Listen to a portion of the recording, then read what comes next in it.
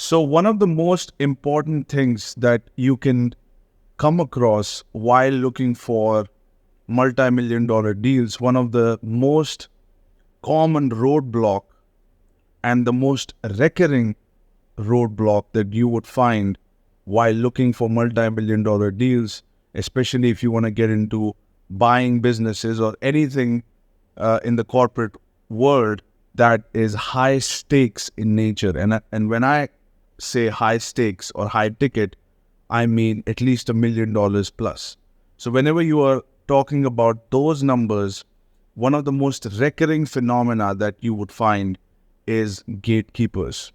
So this is a video that I want to make for you to help you deal with tapping into and penetrating the gatekeepers. Corporate world, wherever there is value, wherever there is money, wherever there is power, that area is going to be guarded.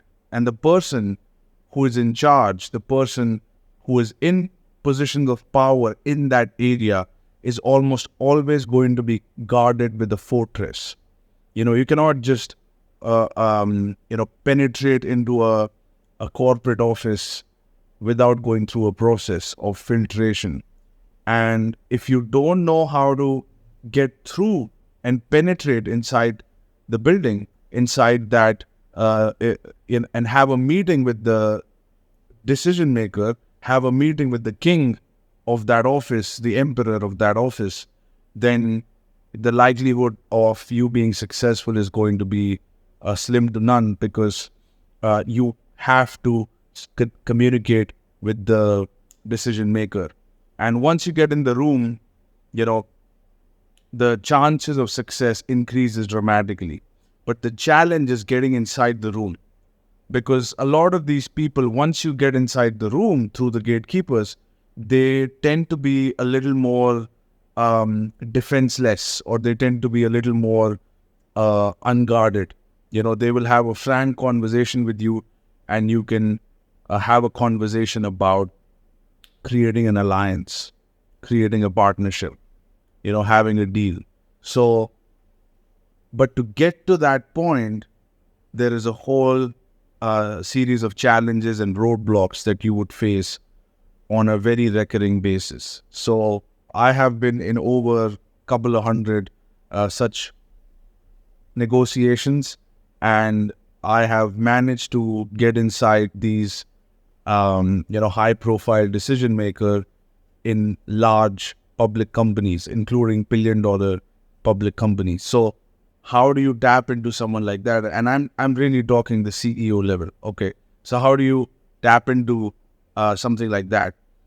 I'm going to cover that in this video. So there are several approaches that you could take if you want to penetrate into an organization like that. Ethically, of course, for a valid business proposition. But how do you get in the door? Okay, let's get right into it. So one of the first things that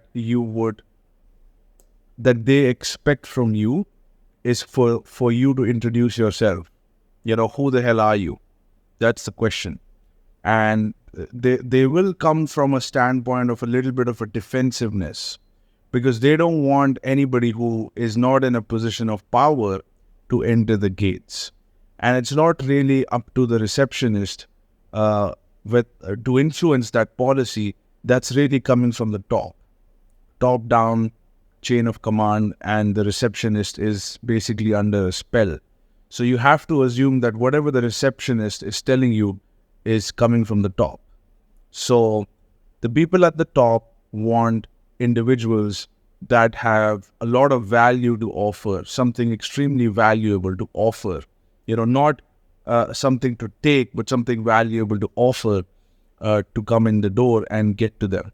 So you would have to convince the receptionist of that you are someone who is in position of power, you are someone who has got credibility, you are someone who is a figure of authority, in whatever industry that you want to get into.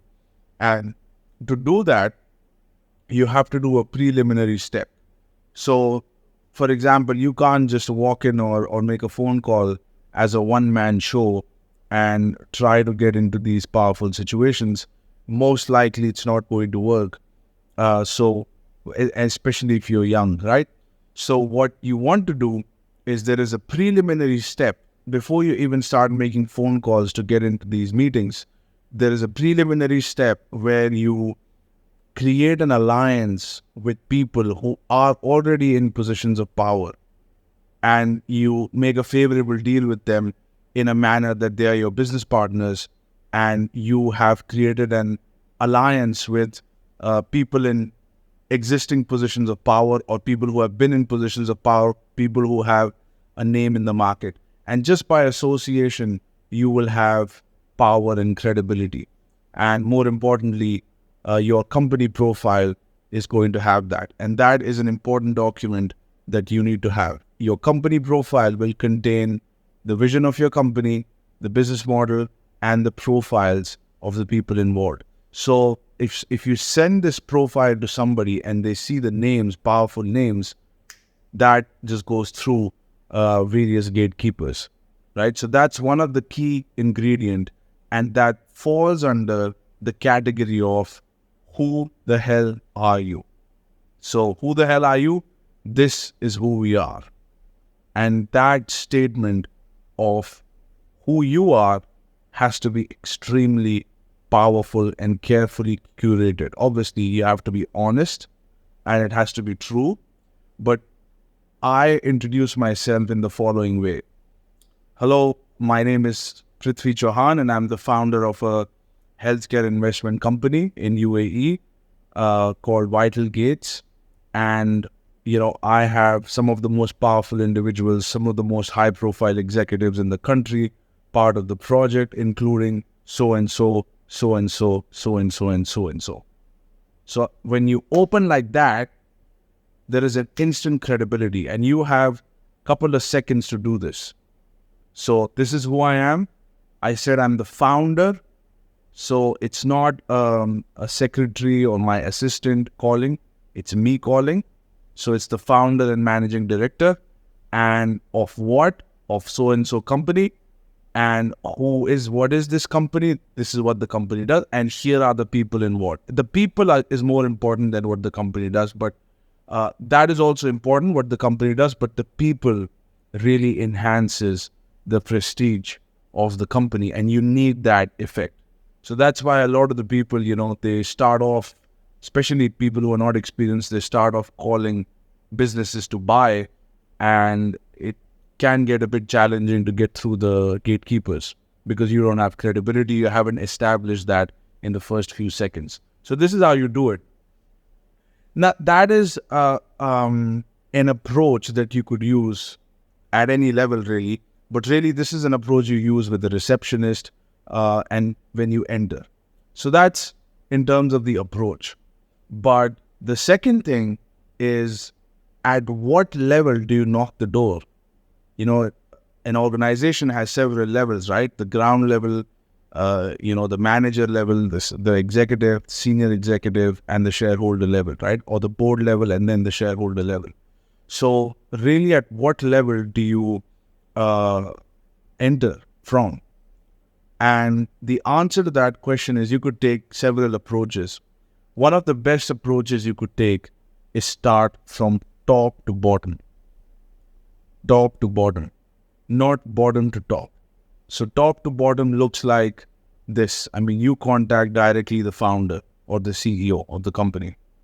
And if there is a direct contact, first of all, they are a bit more receptive, believe it or not. A receptionist is not that receptive. A CEO is a little more receptive.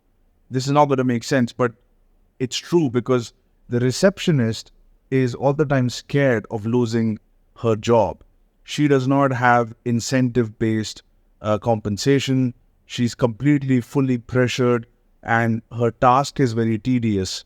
And she has very specific sets of tasks, and she's there to make a salary. She doesn't get involved in major strategic decisions. So if your value proposition for why you are calling them is something to do with a very strategic high-level decision, the receptionist is not going to be able to understand the weight behind what you're saying because it's beyond her scope. She only knows how to take appointments and set up meetings and make you go through this stupid process of, sending her an email, etc., right? So you, instead of going through the receptionist, your first go-to has to be at the top level. The most ideal person to contact would be the founder and the owner. And sometimes if that's not possible, you should go to CEO level. If that's not possible, general manager. Okay, so those are the different levels. Or director of the company. Again, this will all depend on the size of the company. The very big companies will have a CEO or a COO or CFO. So you could go through them. You could go through the board level. Again, big companies do have a board. Smaller companies may not have a CEO, may not have a board, but it may have a general manager, or it may have a financial professional who is very close to the founder. So second in command. Either you get the first in command or the second in command or the third in command. And you try to get as close to the top as possible because they are a little bit easier to talk to.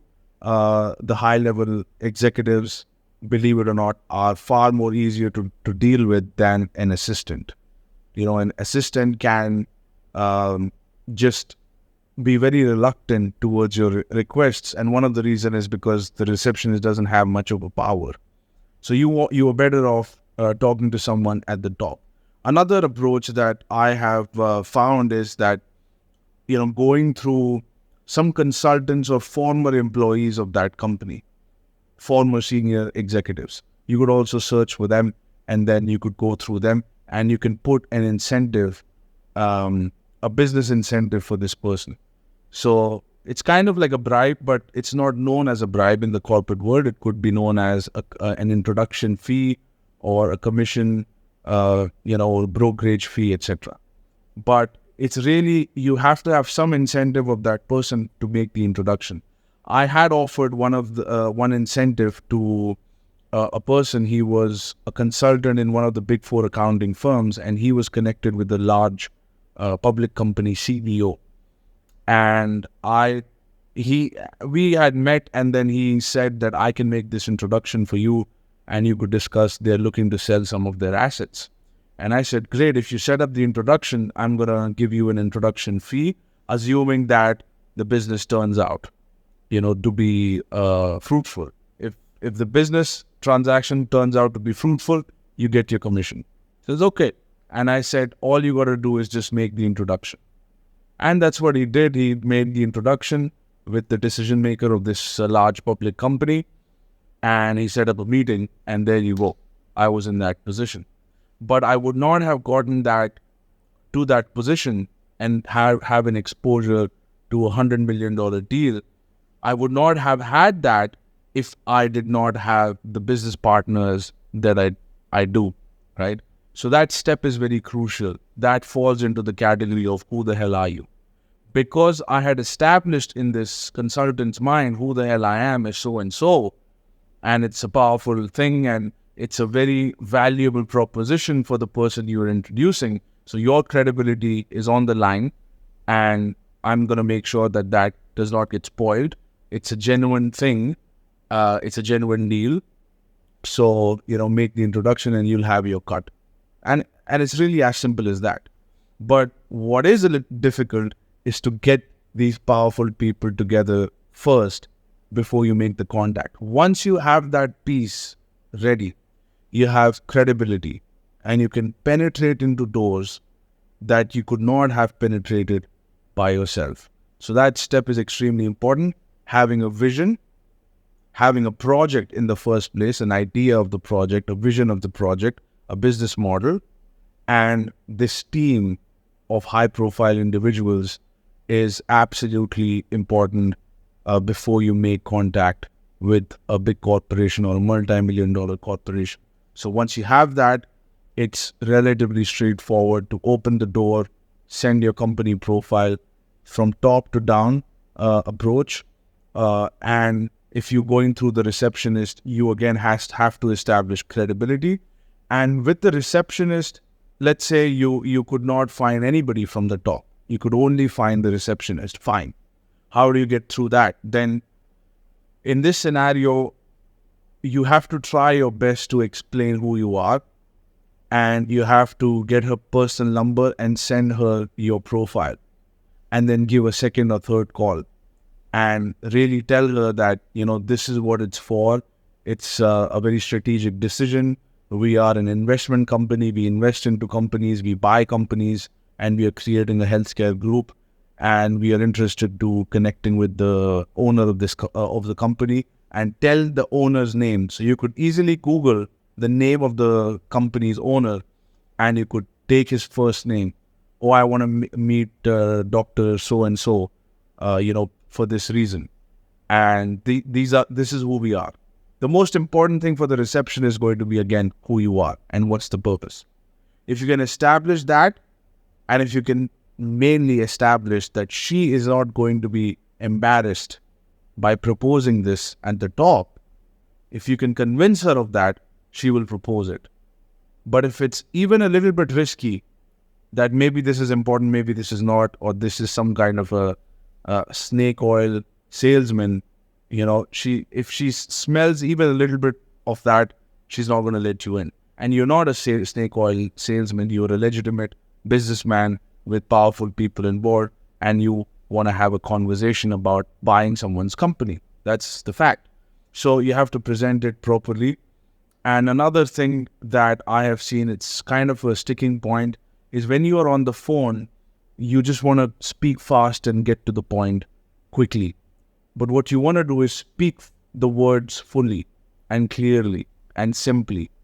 And you have to be empathetic to a point that the person that you're talking to may not be very good in English. That happens. It may be a person from a third world country or Philippines or whatever, or India or whatever, so you want, Indians have great English, by the way, but let's say it's from Philippines or anywhere else, any non-English speaking nation, then you would have to speak in simple language so that they understand. Avoid using complicated words, or avoid using technical words. Even people who speak English do not understand technicalities of business. So speak in simple English, and then communicate who the hell you are, what's the purpose, and who do you want to talk to, and are they in the office right now or not. If she doesn't believe you, which is going to be the case, then you would have to get her number, send the company profile, and then give her a call again, or just text. Sometimes texting, they are good at texting also. So that's the process. How do you get in touch with senior executives in a company? You go on LinkedIn and you find them. Okay. You could also look at Google. You could go on their website, and you can find them also there. So that's the process of finding them. But the process of making contact, the first thing is what they're going to want to know, who the hell are you? I would not have been in positions that I have been in. Despite all the tactics, I would not have been in the positions I am in if I had not completed that preliminary step of creating the vision, having a project, and getting powerful people involved with me. If you don't have those few pieces, the likelihood of you opening many doors is few, is less. So you want that you walk with power and you walk with credibility, and you can open doors easily. So to do that, you have to complete this step. So that's the video on how to deal with gatekeepers. And the answer is establish credibility, clarify the purpose, and use the top-down approach. Try to get the most powerful man on the call, on the first call. Try to find out who that is. Try to get their first names. Try to find their phone numbers. These days, you can do that. And, make contact and very quickly establish who you are. And you have to have a way to establish credibility. As I mentioned, one of the strategies, you partner up with high profile executives in your country. You pitch them your project first, you bring them on board, and then you start making contact with multi-million dollar businesses or any other business that you might be in. This would work in almost every single industry. This would work even in acting. If you can get in touch with any former actor, former director, former producer, and just get them to endorse you or get them to be a business partner, and you can reach out to thousands of them.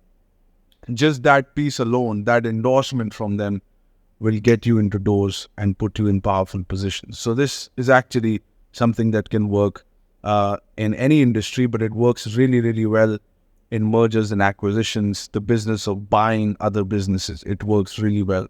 And it also works really well when you want to get in touch with bankers, high-profile bankers. You can also use this. One of my mentees that I trained a couple of years ago, he used this in copywriting business. He wanted to start a copywriting agency. And what he did was he found a top copywriter in his town, I think in Germany, and he partnered up with him and he said that I'm going to give you 10% of the sales or 10% of the profit. And all you got to do is, I just want to use your name because he did not have any credibility. And if he's a business partner, he has an added credibility, and he put his profile on the website. Maybe he was taking his advice and he started to have orders because of that. And of course, you have to deliver, you have to offer value, and you have to do proper work and deliver the service. So he did all of that and he started to make a bunch of money. I have never done that, but what I have done is brought high profile individuals together, and then I've met many, many million-dollar companies, and I had little or no problem because I had a board of high-profile people supporting me. So if that's you, if you want to penetrate into markets, if you want to enter into any market, find the top players, partner up with them, and then make the entry with a bank. Okay, I'll talk to you soon.